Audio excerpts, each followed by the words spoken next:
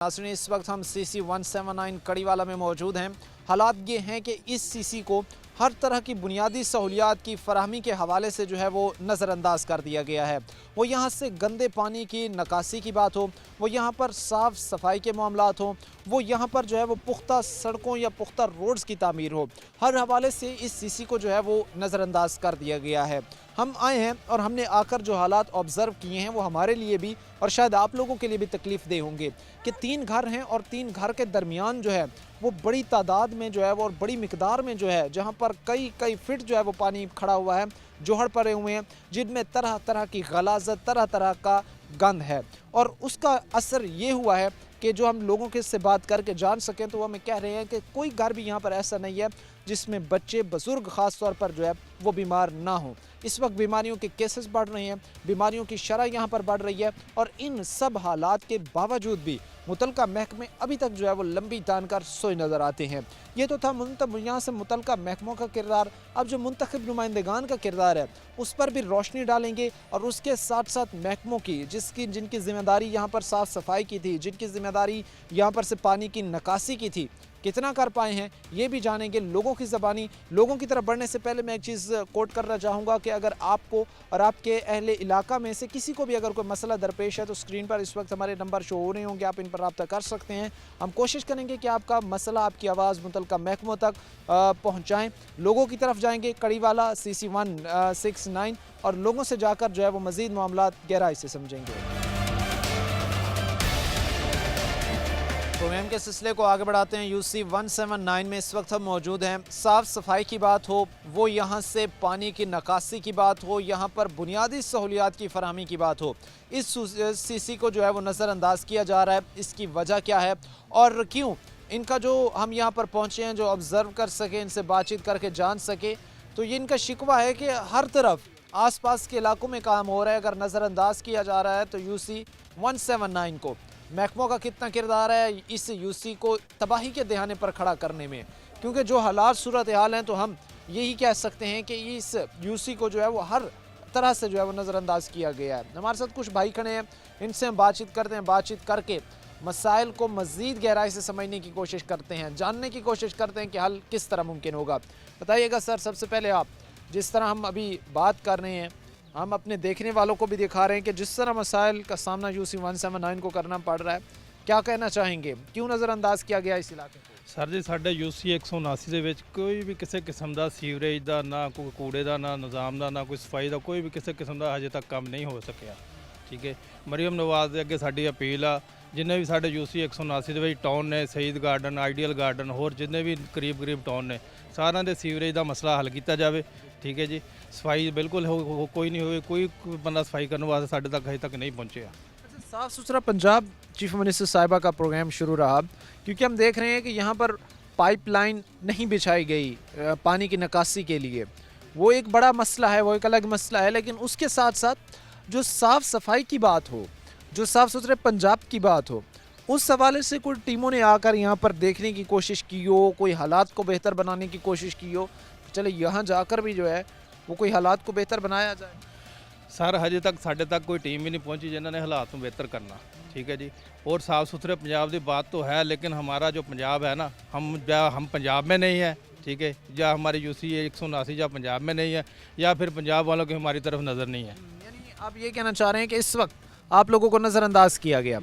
बुनियादी सहूलियात की फराहमी की बात हो, आपको एक अच्छे साफ़ सुथरे माहौल की फराहमी की बात हो, आप लोगों से वो तमाम तर बुनियादी हुकूक आपके छीन लिए गए। जी बिल्कुल, अभी तक हमारे लिए कोई भी उन्होंने कोई इकदाम नहीं किया भी हमारे के लिए हम हमारे लिए कोई सफाई की जाए या कोई सीवरेज का मसला हल किया जाए। हमें कोई भी अभी तक कोई आदमी नहीं अभी तक यहाँ तक पहुँचा। नज़रअंदाज किया गया है। सीवरेज का मसला हो, सीवरेज के साथ जो साफ़ सफाई है उसका मसला हो, गैस पाइप लाइन के बिछाने की बात हो, इस CC को बुनियादी सहूलियात की फराहमी की अगर बात की जाए तो उस हवाले से मुकम्मल तौर पर जो है वो नज़रअंदाज किया गया हो। अमूमन हम ये देखते हैं कि किसी भी मुहज़्ज़म माशरे में, किसी भी सोसाइटी में कहीं भी रहने के लिए जो है वो वहाँ की बुनियादी ज़रूरियात का होना ज़रूरी है। लोग ये चाहते हैं कि हमारा माहौल साफ़ सुथरा हो, हमें करे जो जनरेशन है उसकी परवरिश एक अच्छे इन्वायरमेंट, एक अच्छे माहौल में हो सके। बट अनफॉर्चुनेटली जिस तरह के हालात हमने देखे हैं, तो इस तरह की चीज़ें हमें यहाँ पर नज़र नहीं आती। एक और बुज़ुर्ग खड़े हैं, इनसे बात करें। अस्सलाम वालेकुम सर। वालेकुम सलाम सर। क्या कहेंगे सर? बुज़ुर्ग हैं, आपने तो काफ़ी टाइम आपने यहाँ पर गुजारा होगा, लंबे अरसे से ये चीज़ें ऐसी होती अपनी आंखों के सामने देख रहे होंगे। क्या कहना चाहेंगे जो हालात आपने देखे हैं? मैं तो ये कहना चाहता हूँ, हमारे जहाँ के हम वहाँ आए हैं, वहाँ गंद ही पड़ा हुआ, हर तरफ गंद पड़ा हुआ है। हर तरफ कूड़ा करकट के अंबार, कट गंद और सीवरेज पानी फैला हुआ तमाम गलियों। यानी हर जगह पर इस वक्त जो हालात सिचुएशन है, तो हर गली में हर जगह पर कूड़ा करकट पड़ा हुआ है, कोई साफ सफाई कभी नहीं हुई। नहीं अभी नहीं हुई है। मैं CM साहब से रिक्वेस्ट करना चाहता हूँ, हमारे इलाका को जैसे वहाँ ये सफाई हो रही वहाँ ही ऐसे हो, सीवरेज का पानी इन्हें चलता होना चाहिए, जो मोहल्लों में गंद पड़ा हुआ है वो भी साफ़ होना चाहिए। साफ होना चाहिए। हर शहरी, हर महज़्ज़ब मुआशरे में हर बुज़ुर्ग नौजवान अपने लिए एक अच्छे इन्वायरमेंट, एक अच्छे माहौल का ख्वाह है।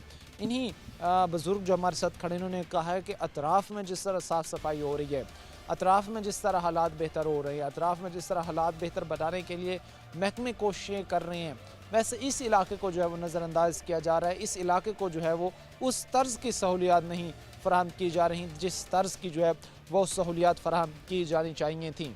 एक और भाई हमारे साथ खड़े, इनसे भी बात करते हैं। अस्सलाम वालेकुम सर। वालेकुम सलाम जी। सर क्या कहेंगे, हम ये कह सकते हैं कि CC 179 ये एरिया कुड़ी वाला ये फैसलाबाद की टेरिटरी में आता है?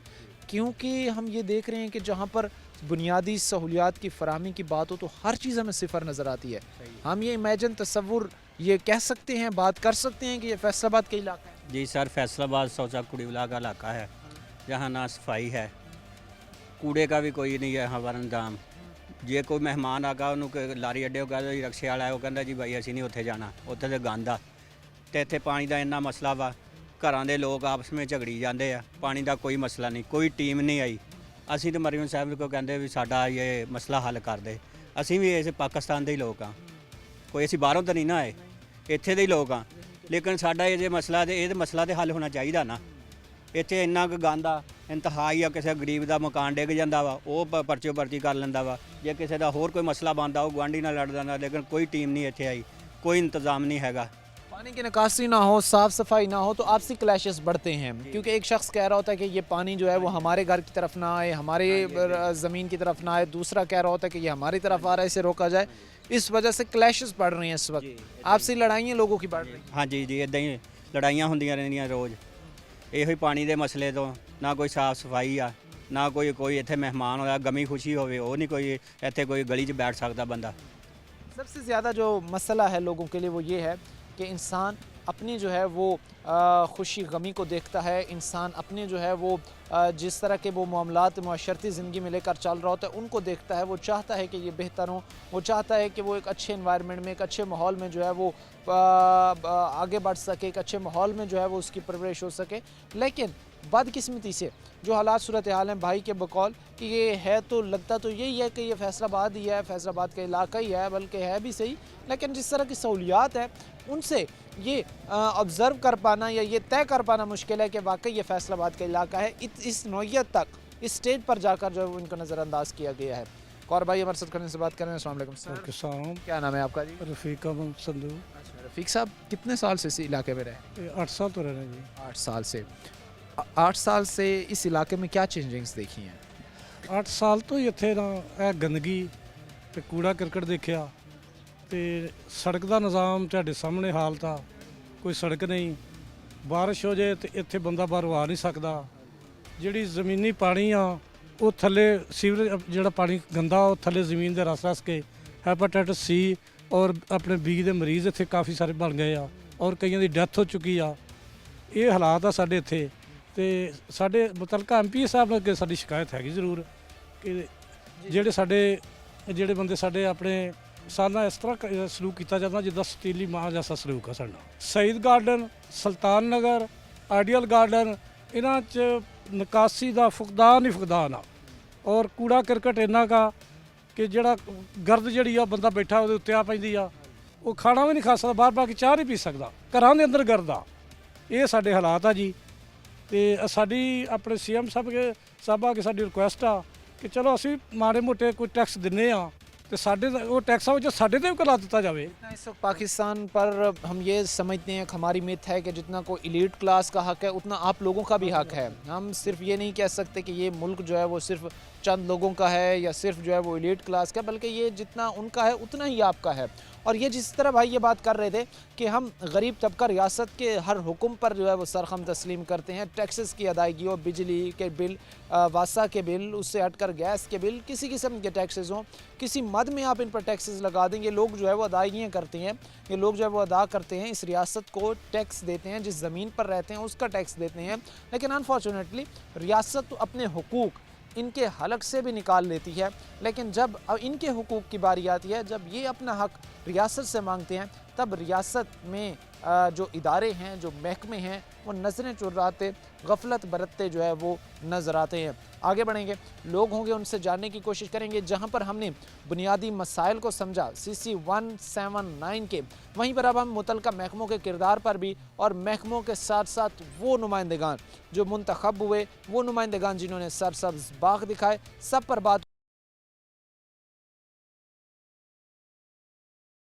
CC 179 के हालात हम आपके सामने रख रहे हैं, मसाइल हम जानने की कोशिश कर रहे हैं। जिस तरह पानी की निकासी का मसला है, जिस तरह यहाँ पर पाइप लाइन के बिछाए जाने का मसला है, उसके साथ साथ गैस पाइप लाइन की बात की जाए, गैस की फराहमी की बात की जाए, उसके साथ साथ जो सड़कें हैं उसके पुख्ता निज़ाम की बात की जाए, सब इस वक्त जो है वो निज़ाम इन लोगों का बुनियादी ज़रूरियात के हवाले से दरहम बरहम हो चुका है।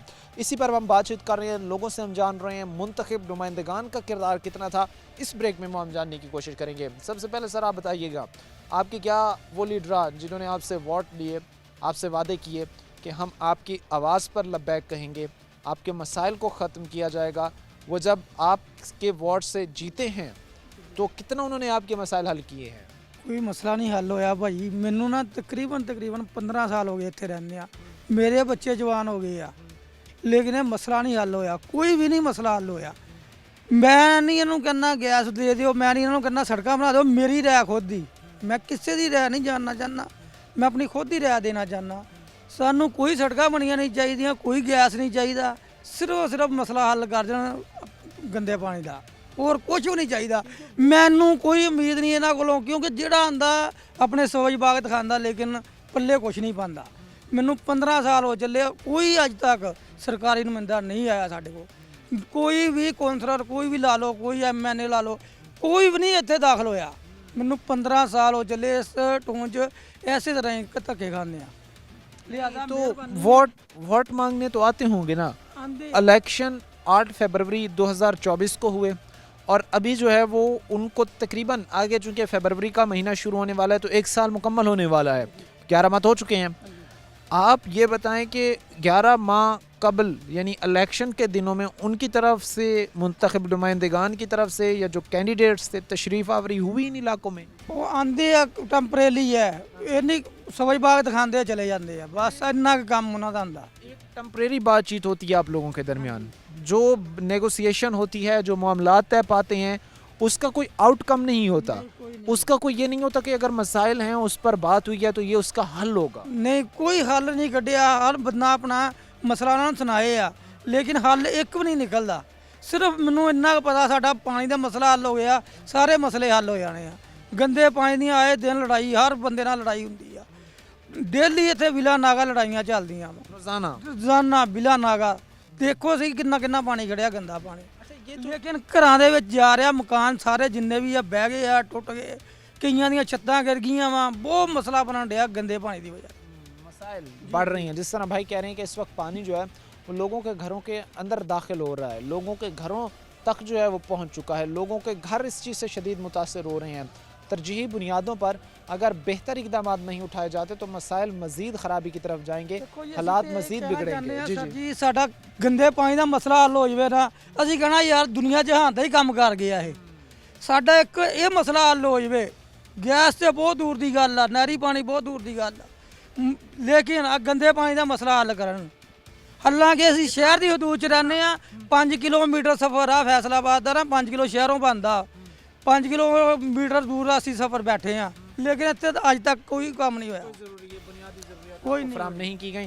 कितना आप इत्तेफाक करते हैं इनकी बात से? काफ़ी टाइम से आप तो ये चीज़ें बुज़ुर्ग हैं, चूँकि काफ़ी उम्र है आपकी, आप तो अपनी आंखों के सामने ये चीज़ें होती जो देख रही हैं, तो क्या अभी भी कोई उम्मीदें हैं आपको कि आपके मुंतखब नुमाइंदगान, आपके इदारे जिनको आप टैक्सेस दे रहे हैं करोड़ों की सूरत में, वो आपके मसाइल हल करेंगे? उम्मीदें तो वो लोग रखें ना इस बात पे जिनके मसाइल हल होने हैं। सिटी के अंदर रहने वाले लोग, जो सिटी इलाके के अंदर रहने वाले लोग हैं, उनका डेवलपमेंट जो है, एक जो सड़क टूटी होती है ना, अगर कोई साहब नसीब कोई साहब हैसियत आदमी उनको कह देता है ना असर शौक वाला कि ये दोबारा बननी चाहिए, उसको भी बना देते हैं वो। चार छोटा सा मरतबा अगर सिटी के पैच, इलाके में। अगर एक छोटा सा पैच भी डैमेज हो जाए, आप ये कहना चाह रहे हैं, उसकी दोबारा तामीर हो जाती है? इधर गवर्नमेंट कहती है हमारी इकॉनमी इधर जा रही है, हमारा उड़ान पाकिस्तान इधर जा रहा है, हमारा पसमानदा इलाके में, हम पसमानदा इलाके में रहते हैं, हमारे भी घर है इधर, देखो तलाक कितने कितने बड़े लगे, मेरे घर की चारों तरफ तलाक लगा हुआ है, ठीक है। और हमारी तो खाना भी पूरा नहीं होता, मजदूर तबका लोग हैं, पसमानदा इलाके में रहने वाले हैं, हमारा तो यहाँ पे मजदूरी करके बच्चों को हाँ जी मुश्किल से गुजारा चलता है रोटी का। तो हम अगर हमारा मकान ही गिर गया तलाक की वजह से, तो हम ये कैसे खड़ा करेंगे?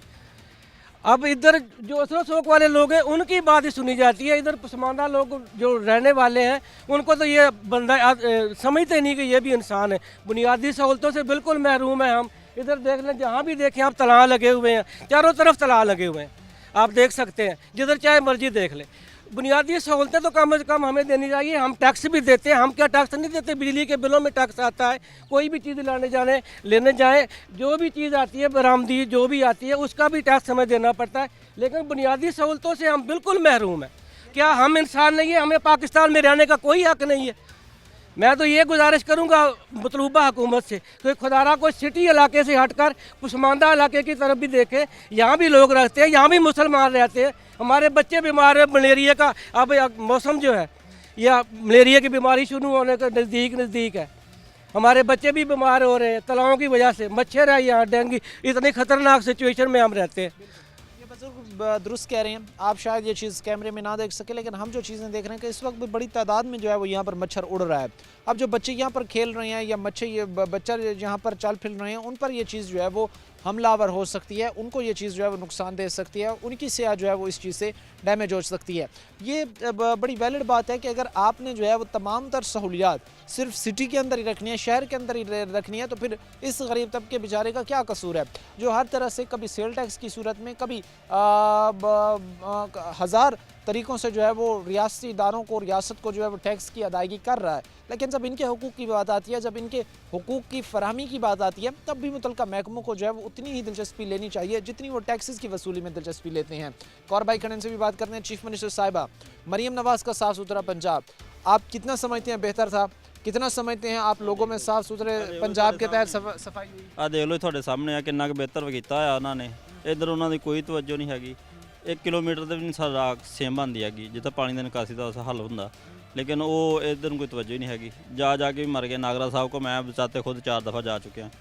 बाजी आ कर लो जी, वो कर लो जी, आ कर लो जी, मुड़ के लाइन से अगर वो कनेक्शंस जोड़े जाएं जो तकरीबन 1 किलोमीटर का फासला भी नहीं बनता, तो ये मसला आप लोगों का ख़त्म हो जाए, बेहतरीन हल हो जाता है। अगर जो वो करवा दें उनकी मेहरबानी है, मरीम नवाज़ की भी बहुत मेहरबानी है, नागरा साहब की मेहरबानी है।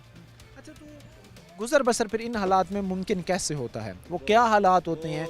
अभी तो ये चीज़ है ना कि बारिश नहीं आई, सर्दियाँ हैं, पानी का इस्तेमाल कम है, गर्मियाँ आ जाएँ, एक तो पानी का इस्तेमाल बढ़ जाता है, फिर ऊपर से मानसून के जो 1.5 माह 2 माह स्पेल चलते हैं, क्या फिर हालात सूरत हाल होती है? बहुत ख़राब होती है, और इतनी ज़्यादा ख़राब होती है कि आज तकरीबन 1.5 माह हो चुके हैं, मेरी दुकान पे कोई कस्टमर नहीं आया। 1.5 माह से अल्लाह ताला का शुक्र है कि अल्लाह ताला ने रोज़ी चलाई हुई है, निज़ाम चल रहा है, वरना कोई हाल नहीं है। हमारी मस्जिद के सामने इतना ज़्यादा पानी खड़ा हुआ है, इतना ज़्यादा खड़ा हुआ है कि नमाजियों के लिए बहुत दिक्कत है। कई दफ़ा बुजुर्ग आदमी, बीबियाँ, भैणां ਜਿਹੜੀਆਂ आटा राशन लैके जांदियां पैर स्लिप होया विच चिकड़ते चले गई, वो बहुत मेहरबानी है ना वास्ते। माशरती मामला तो जहाँ पर सरअंजाम देना लोगों के लिए दुश्वार हो चुका था, वहीं पर अब अपना जो फरीज़ा है नमाज की अदायगी उससे भी लोग जो है वो महरूम होते जा रहे हैं, क्योंकि मसाजिद के अतराफ़ में पानी खड़ा हुआ है। जो नमाजी जाते हैं उनके कपड़े नापाक हो जाते हैं और नमाज की अदायगी उनके लिए मुश्किल हो जाती है। अब ये चीज़ आप देखें कि कोई आने जाने से या किसी को पास जाने से या उनको अपनी तरफ बुलाने से ये लोग महरूम हो चुके हैं, क्योंकि जिस तरह की हालत है तो कोई भी गेस्ट नहीं आना चाहता। कोई भी गेस्ट अगर इस तरह का एनवायरनमेंट है तो वो कहता है कि पहले अपना माहौल जनाब आप ठीक करें फिर ही हम आएंगे। लेकिन इस तरह के माहौल में फिर मुआशरती मामला डिस्टर्ब हो चुके हैं ऑलरेडी, और उसके साथ साथ जो है जो एक नमाज की अदायगी हो, दीगर फ़राइज़ हो, उनसे भी महरूम हो चुके हैं। आप बताएगा सर, जिस तरह भी भाई बता रहे हैं कि हमारे पास अगर खुदा न खास्ता किसी घर में जो है वो डेथ हो जाए किसी की, तो उसकी नमाज जनाजा अदा करना हमारे लिए मुश्किल है, रसूमात अदा करना मुश्किल है। शादी की तकरीबात हो, कोई किसी किस्म का जो है वो तकरीब हो, तो हम तमाम तर मामलात से कट ऑफ होते हैं। क्या कहना चाहेंगे इन हालात, इन सूरत हाल के बाद? इस हमारे इलाके में ना तो इंतज़ामिया आती है, कभी भी कोई सफाई गटर के लिए कोई आदमी बुलाना पड़ता है ना, वो कहता है 1000 रुपया मैं लूँगा इसकी सफाई का, एक गटर की। वो मेरे पास 1000 नहीं है, 1000 मेरी दिहाड़ी है, मैं घी किधर से लेना है, चावल चीनी पाउडर पत्ती कहाँ से लेनी है। पानी इतना है, जो मेहमान हमारा आ जाता है वो उधर ही रोड पर खड़ा होता है, कहता है हमने आगे नहीं जाना, हमारी गाड़ी ख़राब हो जाएगी। हमारी कोई ऐसा घर हमारा इधर मोहल्ले में, इस टाउन में, मकबूल टाउन में, सईद टाउन में कोई घर ऐसा बता दे कि जिसका बच्चा नहीं बीमार। इस पानी हर घर में ये सारे बंदे खड़े हुए हैं, कोई आदमी कह सकता है कि मेरे घर में बीमार नहीं है। ये पानी की वजह से, गंदगी की वजह। सुबह मैं 7 बजे खाना खा रहा था, 2 बंदे आ गए ना, भाईजान अपना पानी बंद करो, गटर का पानी तेरे मेरे इधर आ रहा है, हमारा मकान गिर जाएगा, हमारी छत गिर जाएगी। मैंने उसको बोला भाई मैं किधर करूं, मैं गवर्नमेंट से मैंने रिक्वेस्ट किया है कि आ जाओ सफाई वाला, मैं 2000 देता हूं, 3000 देता हूं, कोई बंदा आ जाए मैं सफाई कर दे, मैं पेमेंट दे दूं, मैं बर्दाश्त कर लूँगा। मेरे पास इतनी पेमेंट नहीं है, गरीब बंदा, हर बंदा मजदूरी करके खाना खाता है। जिस तरह भाई बता रहे हैं कि प्राइवेटली ये चीज़ें अफोर्ड करना इन लोगों के सरमाए से या इन लोगों की इस्तात से जो है वो बाहर है ना। ये प्राइवेटली बंदे अरेंज कर सकते हैं ना, ये प्राइवेटली जो है इतनी बड़ी आबादी वाले इस एरिया को ये प्रोजेक्ट दे सकते हैं। ये बेचारे मिडिल क्लास, वर्किंग क्लास तबका है, ये बड़ी मदद ज़्यादा कर लेंगे तो कुछ जो है वो मामूली से कर लेंगे, कोई बेसिक स्टेप तक पहुँच जाएगी। बट इतना बड़ा प्रोजेक्ट जो हुकूमत की, जो मुतल्लिका महकमों की जिम्मेदारी है, वो इनसे सर अंजाम देना जो है वो मुश्किल है। आगे चलेंगे, ब्रेक के बाद जब वापस आएंगे तो हम कोशिश करेंगे, डिस्कस करेंगे जो बीमारियों की शरह है, किस तरह बीमारियाँ तेज़ी से फैल रही हैं, बच्चों को, बुजुर्गों को अपनी लपेट में ले रही हैं। CC 179 कड़ीवाला के हालात इस वक्त हम आपके सामने रख रहे हैं। तो जिस तरह सीवरेज का मसला लोगों के लिए दर्द सर बन चुका है, उसके साथ साथ फिर जिस तरह बीमारियों की शरह बढ़ रही है, बीमारियों के साथ साथ इस वक्त जो हालात सूरत हाल वो ये है कि वो लोगों की इस वक्त जो घरों की दीवारें थीं, जो घरों की बेसमेंट थी, अलाइनमेंट्स थी, वो इस वक्त जो है वो ख़राब होना शुरू हो चुकी हैं। इसी पर आज बातचीत करेंगे। हमारे साथ कुछ भाई यहाँ पर खड़े, इनसे बात करते हैं। अस्सलाम वालेकुम सर। वालेकुम अस्सलाम। क्या नाम है आपका? मेरा नाम शाह सलीम है। तो बताइएगा, ये सीवरेज का मसला कितना बड़ा दर्द सर है आप लोगों के लिए, कितना मसाइल का सामना करना पड़ता है कड़ीवाला के इस इलाके को? सर ये बहुत बड़ा मसला है और बहुत बड़ा दर्द है सर। जब मेरे 3 बच्चे हैं, रोज़ किसी ना किसी को बीमार हो जाता है, दवाई लेने जानी पड़ती है, बहुत टेंशन बनी रहती है सर। यहाँ एम्बुलेंस भी नहीं आ सकती क्योंकि वो पानी की वजह से कहती हैं हमारी गाड़ी आगे नहीं जाएगी, इधर लेके आओ। यहाँ से जिस मरीज़ को लेकर जाते हैं उसे गाड़ी पे बैठा कर ले जाना होता है, रास्ते में चिकड़ गाड़ी की वजह से गिर भी जाते हैं। बहुत आवाजाही है यहाँ पे, बहुत टेंशन बनी हुई है, बहुत ज़्यादा मसला है। हाँ जी, स्कूल के बच्चे को स्कूल छोड़ने के लिए भी जाना गाड़ी पे पड़ता है, यहाँ गाड़ी आने के लिए भी नहीं तैयार होती। अच्छा, ये बताइएगा कि बीमारियों की यहाँ पर क्या शरह है, कितनी बीमारियों की रेशो है यहाँ पर, कितने बीमार बच्चे इस वक्त अगर एक घर की हम बात करें तो वहाँ पर होंगे? क्योंकि जिस तरह के हालात हैं, हर घर के सामने गटर खुला हुआ है, हर घर के सामने गंदा पानी खड़ा हुआ है, हालात सूरत हाल क्या है? सर वही बता रहा हूँ कि मेरे 3 बच्चे हैं, रोज़ किसी ना किसी को बीमारी हुई होती है, कोई नज़ले की वजह से हो रहा है, किसी को गला ख़राब है। ये मेरी वालदा हैं, वो सांस का उनको मसला है, वो गंदगी की वजह से रोज़ उनकी तबीयत ख़राब रहती है, उन्हें रोज़ डॉक्टर के पास लेकर जाना पड़ता है और इलाज कराना पड़ता है। अच्छा, अमूमन दफातर में जब जाते हैं या कोई काम करने जा रहा है, सुबह मेहनत मजदूरी के लिए जा रहा है, कोई दफातर के लिए जा रहे हैं, बच्चे स्कूल के लिए जा रहे हैं, तो फिर वो मैनेज कैसे करते हैं? क्योंकि जब घर के सामने गली में पानी खड़ा हुआ है, रास्ते बंद पड़े हुए हैं, रास्तों का कोई हाल नहीं है, कूड़ा करकट के अंबार लगे हुए हैं, अगर यूनिफॉर्म वर्दी पहनकर बाहर निकलते हैं तो वो पानी से गंदी हो जाती है, तो फिर कैसे चलाते हैं मामला? सर पहले तो पैदल जाना पड़ता है, काफ़ी ये मील 2 मील चल के जाना पड़ता है, फिर उसके बाद गाड़ी अपनी होती है, उसे उस पर बैठ के फिर उस लेके जाना पड़ता है। यानी पहले काफ़ी जो है वो आपको यहाँ से पैदल ट्रैवल करना हाँ पड़ता जी, पैदल ट्रैवल करना पड़ता है। ये हालात हैं जी इस वक्त सूरत हाल है कि जिस तरह भाई में बता रहे हैं कि काफ़ी जो है वो हमें पैदल ट्रैवल करके आगे जाना पड़ता है और उसके बाद जो है वो हमें कोई गाड़ी पर अपने अगर हमने बच्चों को स्कूल छोड़ना है तो वो रिक्शे गाड़ी जो है उस पर हम बिठाते हैं। हालात सूरत हाल में बड़े इस वक्त परेशानी का बायस लोगों के लिए बने हुए हैं। कड़ी वाला CC 179 है और जिस तरह की चीज़ें हमें ख़ास तौर पर ऑब्ज़र्व कर रहा हूँ तो बड़ी शॉकिंग बात है कि हर घर में इस वक्त जो है वो बीमार बच्चे हैं, हर घर में जो है वो किसी ना किसी के साथ जो है वो मसला बना हुआ है, किसी के साथ सांस का मसला है, किसी के साथ जो है वो स्किन एलर्जी है। बहुत ज़्यादा मसाइल जो है वो इसी गंदे पानी की वजह से जन्म ले रहे हैं। आबो हवा जब तक हमारी पोल्यूशन से पाक नहीं होगी तब तक जो है वो हालात की बेहतरी हम तवक्को नहीं कर सकते। एक और बुजुर्ग खड़े, इनसे बात करें। अस्सलाम वालेकुम सर। वालेकुम अस्सलाम। क्या कहेंगे, हालात आपने देखे, कितनी तकलीफ़ होती है आप लोगों को, कितनी परेशानी होती है आप लोगों को जब इन रास्तों से गुजरते हैं? बहुत तकलीफ़ होती है, बहुत रास्ते ख़राब है। अच्छा, क्या क्या फेस करना पड़ता है? अगर फ़र्ज़ करें कि बारिश आ जाती है तो बारिश के बाद यहाँ पर क्या हालात होते हैं? क्योंकि गुजरना तो अभी भी मुश्किल है, बारिश के बाद ਜਾਂਦਾ ਇੰਨਾ पौना बंदा डूब ਜਾਂਦਾ। यानी तकरीबन जो एक आदमी है वो उसमें डूब जाता है। हाँ, इसी तरह ये तो फिर कैसे इन हालात में गुजर बसर सर्वाइव करते हैं? वो तो मजबूरी है ना तो हमारे ये सुनते हैं। यानी आपकी बात नहीं सुनी जा रही, ना मुतलका महकमे ना मुंतखब नुमाइंदेगान आपकी आवाज़ नहीं सुन पा रहे, आपके मसाइल हल नहीं कर पा रहे। नहीं कर रहे। अस्सलाम वालेकुम सर। वालेकुम। क्या नाम है जी आपका? शकील अमजद। अच्छा बताइएगा सर, हमें जिस तरह भी ये बुज़ुर्ग बता रहे थे कि हमारी तो ना मुंतखब नुमाइंदेगान को बात सुन रहे हैं ना मुतलका महकमे को सुन रहे हैं, तो कितनी परेशानी है, कितनी तकलीफ़ है। एक शख्स जो वोट इसलिए देता है कि उसके हुकूक का तहफ़्फ़ुज़ हो सके और वही नुमाइंदेगान उसके हुकूक का तहफ़्फ़ुज़ करने में नाकाम हो जाते हैं।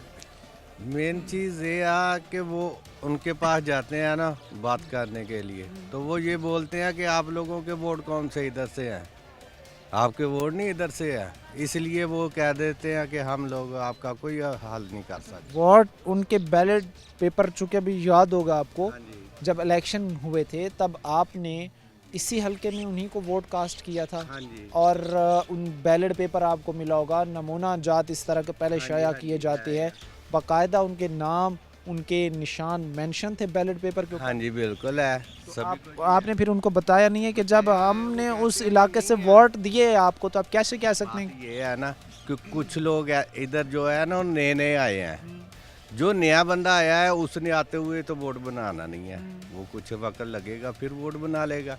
वो उन लोगों को पकड़ते हैं जो नए नए आते हैं, भी आपका वोट दिखाओ मुझे किधर है, आई बात समझ। नए आदमी को पकड़ते हैं, पुराने को तो पूछते नहीं है वो। ये जिस तरह भाई हम बात कर रहे हैं कि हम अब अगर अपने मुंतखब नुमाइंदगान के पास जाते हैं तो वो आगे बहाने और मामलात को टाल मटोल से जो है वो काम लेने की कोशिश करते हैं। ये चीज़ अगर आप देखें कितनी तकलीफ दे, कितनी परेशान कुन है कि इस वक्त जो है वो 3 घर की इसको जो है वो साइड्स लग रही हैं और 3 घरों के दरमियान जो ये गंदा पानी इस वक्त खड़ा हुआ है, ये आप सोच सकते हैं, इमेजिन कर सकते हैं, बेहतर इमेजिन कर सकते हैं कि इस कितना बायस तकलीफ़ होगा यहाँ के रहने वाले लोगों के लिए। हज़ार नौयत की बीमारियाँ यहीं से जन्म ले रही होंगी, हर तरह की बीमारी यहाँ से जो है वो पैदा हो रही होगी और आगे बच्चे, नौजवान, बूढ़े, ख़वातीन सबको मुतासर कर रही होगी। हालात CC 169 के हम आपके सामने रख रहे हैं। कड़ी वाला का ये इलाका है और जिस तरह मुंतखब नुमाइंदेगान की तरफ से, जिस तरह मुतलका महकमों की तरफ से नज़रअंदाज किया गया, वो कहानी भी आपके सामने रख रहे हैं। CC 179 के हालात इस वक्त हम आपके सामने रख रहे हैं और जिस तरह लोगों को मसाइल का सामना करना पड़ रहा है, वो पानी के निकासी की मसला हो, वो साफ़ सफाई का मसला हो, इस वक्त लोगों को जो है वो बेतहाशा मसाइल का सामना करना पड़ रहा है। हमारे साथ यहाँ पर कुछ भाई खड़े हैं, इनसे हम बातचीत करके मसाइल को गहराई से समझने की कोशिश करते हैं। सर बताइएगा किन किन मसाइल का सामना करना पड़ता है? जिस तरह हम हालात देख रहे हैं कि यहाँ से तो गुजरने का रास्ता तक मौजूद नहीं है, तो फिर कैसे सर मामलात चला रहे हैं अपनी ज़िंदगी? अस्सलाम वालेकुम, मैं इसी महल्ले का रहायशी हूँ। मैंने जफर इकबाल नागर से रजू किया था, उन्होंने उनको बुलाया था, वो कहता वो आए हैं, वो विजिट करके चल गए। वोटों से पहले सब आते थे और गेड़ा लगा के चले जाते थे। अब हमारे साथ एक स्कूल है और दर्स है, जिसकी वजह से ये पानी के बड़े मसाइल है और सारे गटर बंद है 1 to all। और जो सफाई वाले हैं वो भी नहीं चक्कर लगाते। और हम इतने परेशान हैं, मोहल्ले में बच्चे बीमार हो रहे हैं, इसकी वजह से बीमारियाँ बहुत ज़्यादा फैल रही हैं। हमारे वज़ीर आज़म से अपील है कि वो ज़ेरे गौर करे, जो भी मुतलका इसका इलाके का जो भी MP है, जो भी आपने जब मुतलका यहाँ के MP MNA से कांटेक्ट किया तो उन्होंने क्या इन मसाइल के खात्मे के हल के हवाले से आपको कोई यकीन दहानी कराई? उन्होंने कहा था कि जाएं, हम ये कारपोरेशन से रब्ता करवाते हैं, वो आते हैं और ये मसले सुनते हैं आपके। तो उसके बाद हमने काफ़ी चक्कर लगाए हैं, हम थक हार के इस वक्त बिल्कुल फारग हो गए, जिनके मतलब बैठ चुके हैं, ना उम्मीद हो चुके हैं। अब आपको लगता है कि ये सिस्टम जो है वो आपको डिलीवर नहीं कर सकेगा? वो MPs MNAs हों, वो MP MNAs के साथ जो है वो यहाँ पर से जो मुतलका महकमे हों, आप तक जो है वो फैसिलिटेट करने की बात हो तो वो नाकाम हो चुके हैं आपके? हाँ जी, हाँ जेनी तौर पे ना हम बिल्कुल थक के हाथ परेशान हैं। इसकी बात है जी कि जब बार बार उम्मीद लगाई जाएगी, जब बार बार ये लोग उम्मीद लगाएंगे और फिर इनको जो है वो सिर्फ और सिर्फ मायूसी देखने को मिलेगी, तो फिर लोगों का ना उम्मीद होना भी बनता है। हमारे साथ एक और भाई खड़े हैं, इनसे हम बातचीत करते हैं, बातचीत करके मसाइल को मज़ीद गहराई से समझने की कोशिश करते हैं। सर अस्सलाम वालेकुम। वालेकुम। क्या नाम है जी आपका? मोहम्मद खालिद। अच्छा खालिद साहब, कितने साल हो गए यहाँ पर रहते हुए आपको? सानू तो 8वां साल। 8 साल हो गए। 8 साल से यही हालात देख रही हैं? 8 साल तो यही देखने, ਜਿਹੜਾ ਬੰਦਾ ਇਲੈਕਸ਼ਨ ਦੇ ਖਲੋਂਦਾ ਉਹ ਆ ਕੇ ਸਬਜ਼ ਬਾਗ ਦਿਖਾ ਕੇ ਚਲਾ ਜਾਂਦਾ, ਆਂਦਾ ਕੋਈ ਵੀ ਨਹੀਂ। ਸਾਡੇ ਬੱਚੇ ਸਾਰਾ ਦਿਨ ਮਿੱਟੀ ਘੱਟੇ ਇੱਥੇ ਜ਼ਲੀਲ ਹੁੰਦੇ ਆ, ਨਾ ਕੋਈ ਉੱਥੇ ਬੱਸ ਵਾਲਾ ਆਂਦਾ, ਨਾ ਕੋਈ ਗੱਲ ਆ, ਨਾ ਕੋਈ ਬਾਤ ਆ। मैं ये देख रहा हूँ कि ये यहाँ से गुजरने वाले रास्तों के हालात हैं, ये चीज़ आप भी देख रहे होंगे इस वक्त कि यहाँ से गुजरने वाले जो रोड्स हैं, किस तरह पानी की निकासी ना होने की वजह से मुकम्मल तौर पर इस वक्त नदी, नाला और तालाब का मंजर जो है वो हमें पेश करते नज़र आते हैं। आप ये बताइएगा कि जिस तरह की सिचुएशन है तो यहाँ से गुजरना तो नामुमकिन है, कैसे मुमकिन है? कैसे मुमकिन होता है फिर यहाँ से आपका गुजर पाना? कैसे गुजर बसर यहाँ से कर रहे हैं? मेहमान आने हैं, इंसान ने कहीं जाना है, तैयार होना है, कैसे फिर वो मामलात अपने करते हैं सर? हम तो नमाज के लिए मस्जिद में नहीं आ सकते। ये देखो ना, मस्जिद का रास्ता सारा बंद है, दूसरी तरफ से गली भी सारी बंद है, बच्चा पानी में गिर जाते हैं। मस्जिद में आने के लिए इतनी परेशानी बड़ी है, नमाज घर में पढ़ते हैं, हम घर में नमाज के दायरे घर में पढ़ते हैं, मस्जिद में आ ही नहीं सकते, रास्ता ही नहीं है। देखो ना, वो पिछली गली सारी ख़राब है। ऐसे ही 8 साल हो गए, जो भी इलेक्शन में आते हैं हम आपको ऐसे करेंगे, ऐसे करेंगे, बोर्ड लेते हैं, जाते हैं, कोई भी नहीं आता है। यानी उनके सिर्फ वादे, उनके दिलासे सिर्फ वोट की हद तक महदूद हो जाते हैं। हाँ, वोट से बढ़कर तसली दे के चले जाते, आंदा कोई भी नहीं है। तो इनका हल किस तरह मुमकिन है? जिस तरह हम देख रहे हैं कि एक तरफ मसाइल के अंबार लगते जा रहे हैं, दूसरी तरफ मुतलका महकमे हो गया, मुंतखब नुमाइंदगान हो गया, नज़रें चुरा रहे हैं, तो हल किस तरह मुमकिन है सर? मैं कहा जी हल यही, ਅਸੀਂ ਜਿੰਨੇ ਸਾਡਾ ਮਹੱਲੇਦਾਰ ਅੱਲਾ ਇਹਨਾਂ ਦੀ ਜ਼ਿੰਦਗੀ ਕਰੇ, ਹਰ ਮਹੀਨੇ ਅਸੀਂ ਪੈਸੇ ਪਾ ਕੇ ਆਪਣੇ ਬੱਚਿਆਂ ਦਾ ਪੇਟ ਕੱਟ ਕੇ ਆਪਣੀਆਂ ਨਾਲੀਆਂ ਖਿਲਾਉਂਦੇ ਆ। ਉਹ ਜਮਾਦਾਰ ਆਂਦੇ 25-30 ਹਜ਼ਾਰ ਰੁਪਏ ਲੈਂਦਾ, ਚਲਾ ਜਾਂਦਾ, 10 ਦਿਨ ਨਹੀਂ ਖੁੱਲਦੀਆਂ। ਇਸੇ ਸਿਲਸਿਲੇ ਕਾਰ 'ਚ ਸਾਡਾ ਨਿਜ਼ਾਮ 8 ਸਾਲ ਤੋਂ ਚੱਲ ਰਿਹਾ ਹੈ। ये जिस तरह के हालात है, जिस तरह भी भाई हमें बता भी रहे हैं कि काफ़ी अरसा गुजर जाने के बाद, काफ़ी अरसा बीत जाने के बावजूद भी जो है वो हालात बेहतरी की तरफ नहीं जा सके। हर जगह यहाँ पर, हर चौक में हमें जो है वो पानी के, हर जगह पर जो है वो हमें पानी के ऐसे समझ लें कि एक किस्म की नदी नाले ही जो है वो हमें नज़र आते हैं, जो वाकई तकलीफ दे हैं। क्या कहना चाहेंगे सर? कितनी परेशानी है, होती है, बुजुर्ग है, आप कैसे गुजरते हैं इन रास्तों से? गुजरते ऐसे हैं कि मस्जिद आ ये नमाजी को नहीं आउन रहा, सानू सब तो बड़ी मजबूरी आ यानी कोई मस्जिद में नमाजी नमाज की अदायगी तक नहीं कर पा रहा इस पानी की वजह से? पानी की वजह से उधरले पास जाके देखो, उधरले पास सब जाके देखो, परली गली देखो, इधर फिर कुछ जगह उधर एदू बंदा आ रहा।